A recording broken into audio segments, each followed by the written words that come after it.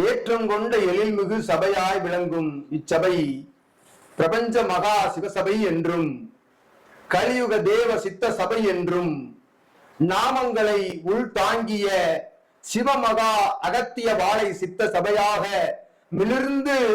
தன் அருளாற்றலை பிரபஞ்சத்திற்கு பறைசாற்றும் அற்புத சபைதனில் சிவபெருமான் திருவடி தொட்டு வேண்டி வணங்கி பூர்வ ஜென்ம புண்ணிய நிலை தொடர்பால் எம்மாள் எம் அடிபணிவு சரணாகதியால் அண்ட பிரம்மாண்ட நாயகனின் திருவடி வணங்கி அவர் நெற்றிக்கண் ஜுவாலையிலிருந்து பெறப்பட்ட அற்புதமான ஆதி கைலாய சிவசூட்சம நூல் என்பது அந்நூல்களை திருமுருகப் பெருமானுடைய திருக்கரங்கள் பட்டு யாம் பகிர்ந்தளித்த பிரபஞ்ச மகா சபைக்கு தாரை வார்த்த ஆதி கைலாய சிவசூட்சம நூலிலிருந்து அகத்தியன் யாம்